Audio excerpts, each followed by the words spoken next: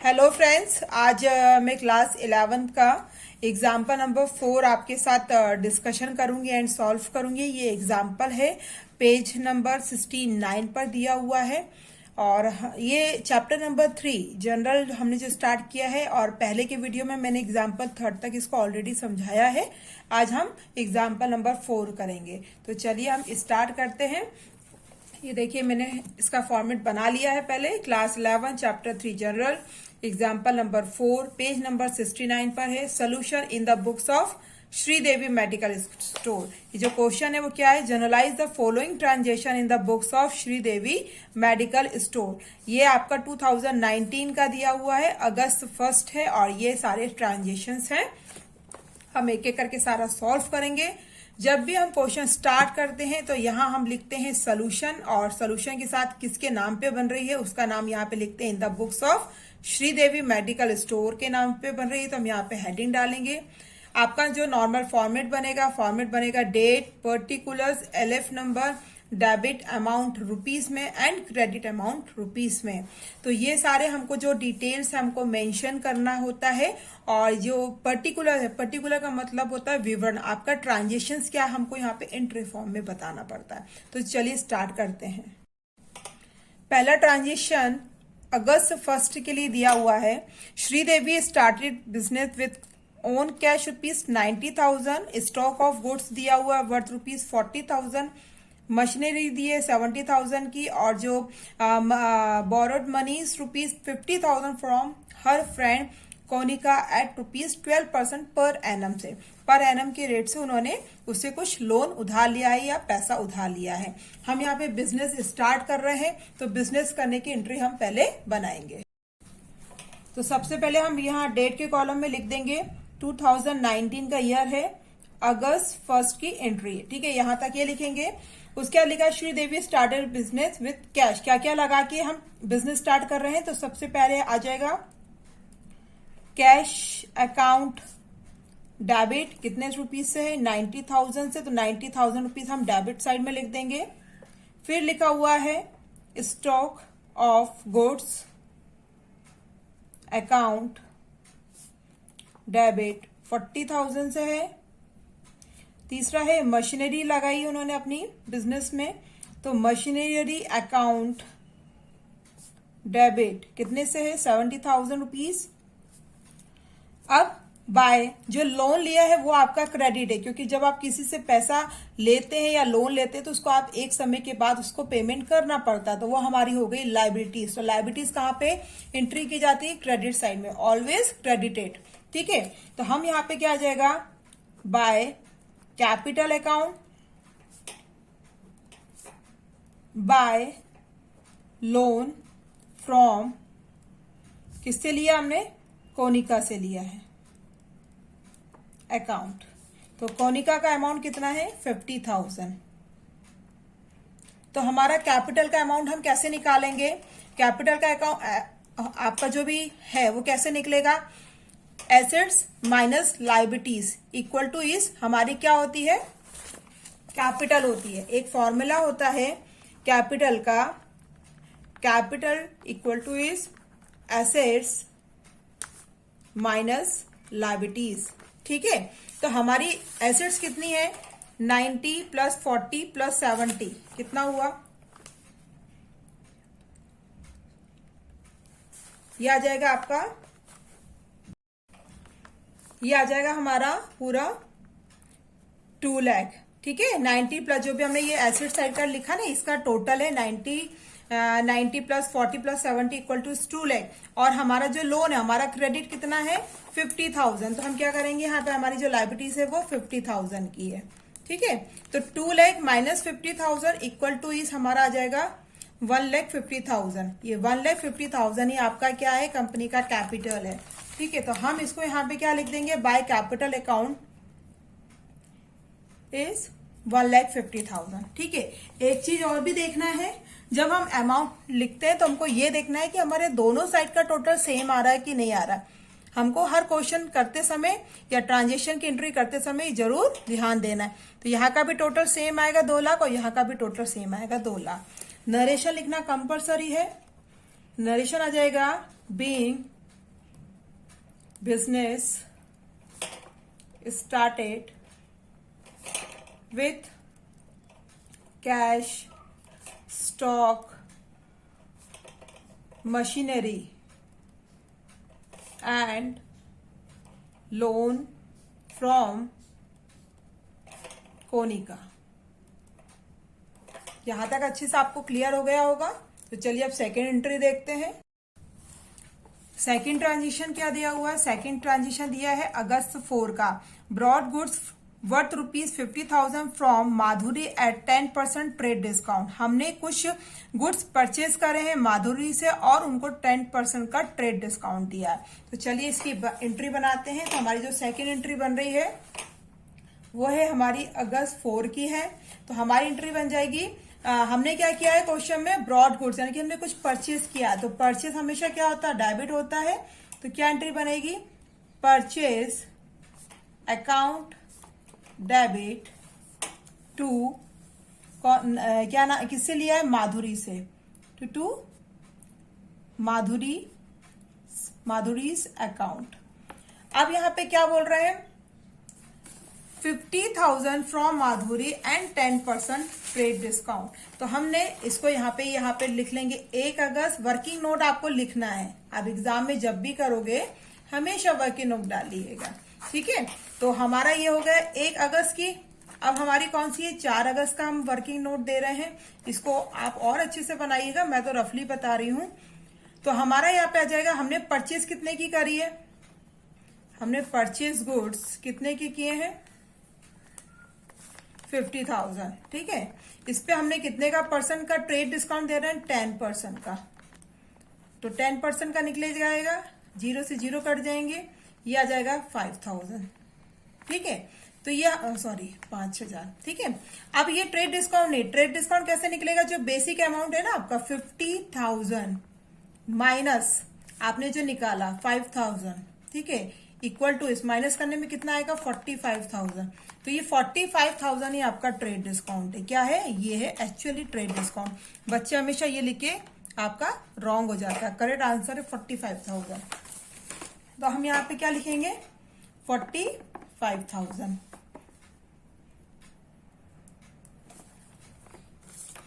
हमारा नरेशन क्या बन जाएगा? बीइंग गुड्स परचेज फ्रॉम माधुरी, ठीक है। आप आगे पे और लिख सकते हैं, ऑन क्रेडिट बेस पे या इतना भी लिखेंगे तो चलेगा।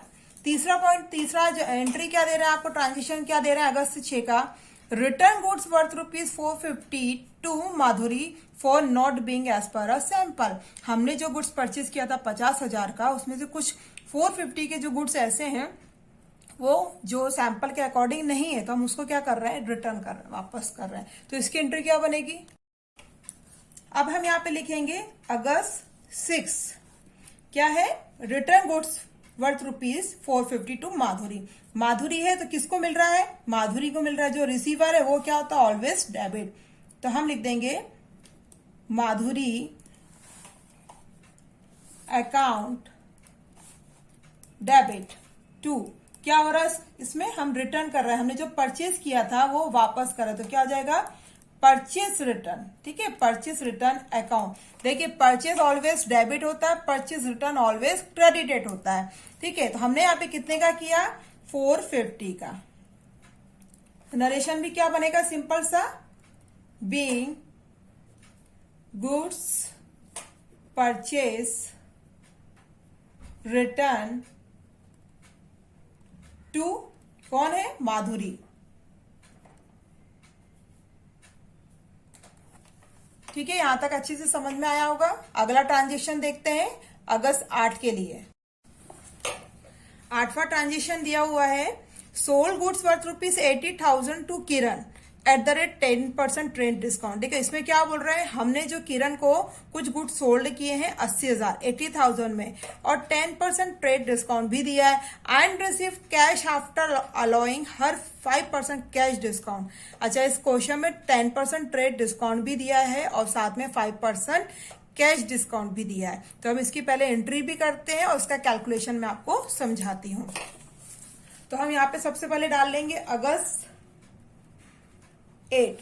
ठीक है, हम यहाँ पे सबसे पहले आप एंट्री लिख लीजिए और मैं आपको उसके बाद समझाती हूँ। तो जब हम किरण को सेल आउट कर रहे हैं और वो जैसे हमने उसको सेल आउट किया है ना, उसको मिल गुड्स सोल्ड हो चुके हैं, उसके बाद उसने क्या हमको कितना कैश देगा, तो हमारी एंट्री क्या बन जाएगी, कैश अकाउंट डेबिट, फिर क्या मिल रहा है, कैश डिस्काउंट भी दे रहा है, अलाउड भी कर रहा है, डिस्काउंट दे रहा है, तो क्या पे आ जाएगा, discount allowed account debit to sale account. ठीक है, ये सॉरी यहां पे लग गया। साथ ही हम इसका नरेशन भी लिख लेते हैं पहले, फिर लास्ट में कैलकुलेशन करेंगे। Being goods sold for cash at 10% trade discount and 5% cash discount. Narration लिखना कंपलसरी होता है, जो भी ट्रांजिशन में दिया है उसी को आप लिख देंगे तो अच्छा रहेगा। ये सामने वाले को एक बस छोटे से ब्रीफ के नोट में समझाना होता है कि इस ट्रांजिशन में किया क्या है। अब बात रही हम कैलकुलेशन की, तो कैलकुलेशन करने के लिए हम डालेंगे यहाँ पे 8 अगस्त। ठीक है, सोल्ड कितने का हुआ है, सोल्ड हुआ है 80,000 का। ठीक है, अब हम सबसे पहले हम निकालेंगे ट्रेड डिस्काउंट। तो ट्रेड डिस्काउंट कैसे निकलेगा, 80,000 का 10% कितना आएगा, 8,000 आएगा। ठीक है, ये ट्रेड डिस्काउंट नहीं है। अब ट्रेड डिस्काउंट कैसे आएगा, 80,000 माइनस 8,000, 80,000 माइनस 8,000, हमारा आंसर आया 72,000। ठीक है, हमको एक्चुअल में कितना देना था, 72,000 पेमेंट करना है, लेकिन इस क्वेश्चन में कितना और कैश डिस्काउंट दिया है, 5% का कैश डिस्काउंट दिया है। कैश कितना डिस्काउंट दिया, 5%, यहां दिया था 10%। तो ये 5% किस पे निकलेगा, इस अमाउंट पे निकलेगा, 80 पे नहीं निकलेगा। किस पे निकलेगा, जो हम ट्रेड डिस्काउंट का अमाउंट कैलकुलेट करते हैं उस पे निकलेगा, यानी कि 72,000 का 5%। तो हम 5% कैसे निकालेंगे, चाहे तो आप अपॉन में 100, तो 2 जीरो से 2 जीरो कट गए। ठीक है, तो हमारा आ जाएगा 720 मल्टीप्लाई 5, आपका आ जाएगा 3,600। ठीक है, ये आपका हो जाएगा कैश डिस्काउंट। तो हम इसका यहाँ पे अमाउंट की पोस्टिंग कैसे करेंगे, टू सेल हमारा कितना जाएगा, कितना निकाला था हमने, 72,000। ठीक है, हमने डिस्काउंट कितना निकाला, 3,600। 72 यानी कि हमको कितना पेमेंट करना था, मैं आपको यहां बता रही हूं, 72,000 का पेमेंट करना था। ठीक है, 72,000 का हमने उसको 3,600 का और उसको कैश डिस्काउंट दिया, तो हमारे पास फाइनल हमको कितना पेमेंट करना है उसको, 68,400। 68,400 आपको कैलकुलेटर में दिखा कि नहीं, पर मैं आपको यहाँ पे और बता देती हूँ।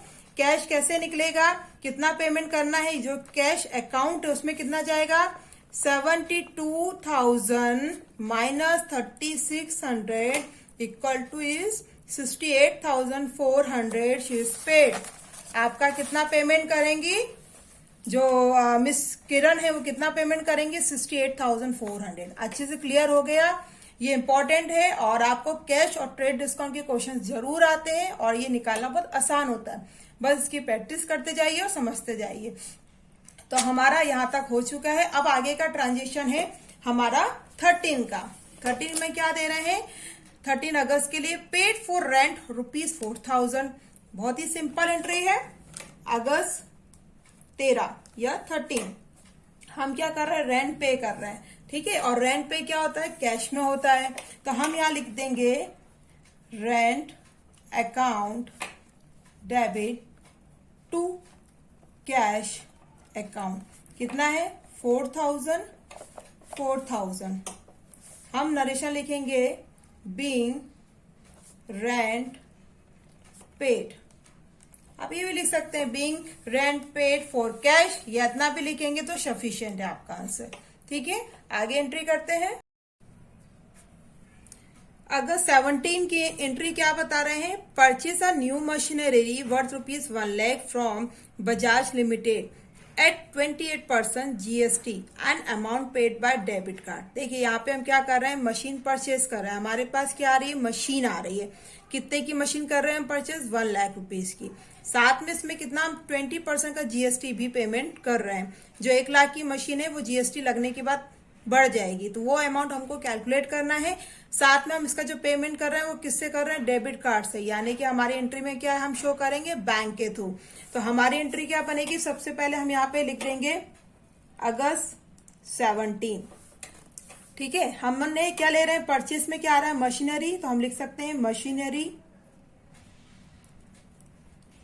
Account debit. पहले मैं आपको एंट्री समझा रही हूं, उसके बाद हम कैलकुलेशन देखेंगे।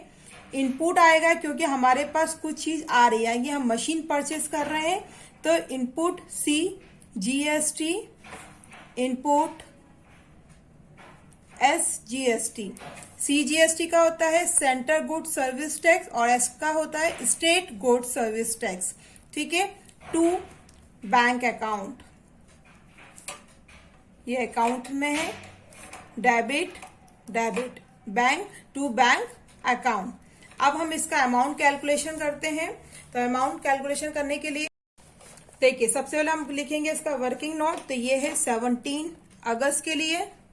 ठीक है, हमने क्या मशीन करी है परचेस, तो हम यहाँ लिख देंगे मशीनरी कितने की है, 1,00,000 की। ठीक है, मशीनरी तो हमारी आ जाएगी 1,00,000 रुपए की, तो हम यहाँ लिख भी देंगे 1,00,000। मशीन कितने की परचेस करी थी हमने, 1,00,000 की। पर अब यहाँ पे हमको क्या देना है, हमको देना है कितने का, 28% का GST।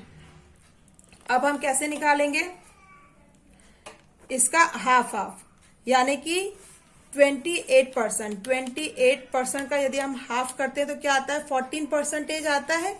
यानी कि 14% हमारा जाएगा सेंट्रल गवर्नमेंट को और 14% जाएगा हमारा स्टेट गवर्नमेंट को। ये हमारा इस तरीके से। ठीक है, हमको एक ही बार निकाला, हमको बार बार नहीं निकालना है। तो हमारा कैसे लिख लेगा, 1,00,000 ये आ जाएगा सेंटर SGST है ना। हमारा निकलेगा 1,00,000 का 14% कितना आ जाएगा, 14,000। तो 14,000 हमारा निकलेगा। सेंट्रल गवर्नमेंट को हमको पेमेंट करना है और स्टेट गवर्नमेंट को हमको कितना पेमेंट करना है, 14 जस्ट हाफ करना। जो भी GST का अमाउंट दिया जाएगा उसका हमको दोनों को हाफ हाफ करना है। 14,000 यहाँ तक क्लियर हो गया। अब ये दोनों अमाउंट हम यहाँ पे लिख देंगे, 14,000 इनपुट CGST और इनपुट SGST में भी 14,000।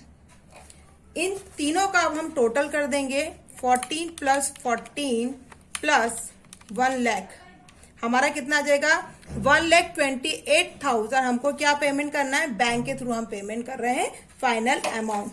तो यहाँ पे आ जाएगा 1,28,000। क्लियर हुआ, मैंने एक एक चीज अच्छे से पॉइंट से समझाया है। यानी कि हमने 1,00,000 की मशीन थी, उस पर हमने GST लग गए 14,000 का, तो हमारी वो मशीन की कीमत कितनी हो गई, 1,28,000। ठीक है, यहां तक समझ में आ गया, ये कैलकुलेशन अच्छे से क्लियरली समझ में आ गया। आप चाहें तो 1,00,000 का 20% निकाल के आए भी हाफ हाफ कर सकते हैं, या जो हमको परसेंटेज दिया जाता है उसी का आधा आधा करके एक बार निकाल के दोनों जगह लिख दीजिए, दोनों बेस्ट है ना। और हमको बार बार नहीं निकालना है कि 1,00,000 पे हम बार बार, हमको सीधे उस दोनों का परसेंटेज का हाफ करना है और एक ही बार निकालना है। क्लियर है, वर्किंग नोट जरूर दीजिएगा। तो अगला हम ट्रांजिशन करते हैं। इसका नरेशन हम लिख लेते हैं, नरेशन नहीं लिखा है, नरेशन आ जाएगा being machinery purchase and 18% GST and paid by bank, या डेबिट कार्ड से भी लिख सकते हैं, परचेज विथ आएगा यहाँ पे, ठीक है। ये आपका हो गया नरेशन। अगली एंट्री हम देखते हैं 20 के लिए दिया हुआ है, पेड फॉर सैलरी 27,000। सिंपल है, हमने सैलरी को पेड किया है ना, दिया हुआ, तो ये यहाँ पे आ जाएगा। अगस्त 20 के लिए क्या लिखेंगे हम, salary account debit to, salary हम किस में पेमेंट कर रहे हैं, कैश में, तो कैश अकाउंट कितना है 27,000 डेबिट में लिखेंगे और 27,000 हम क्रेडिट में लिखेंगे।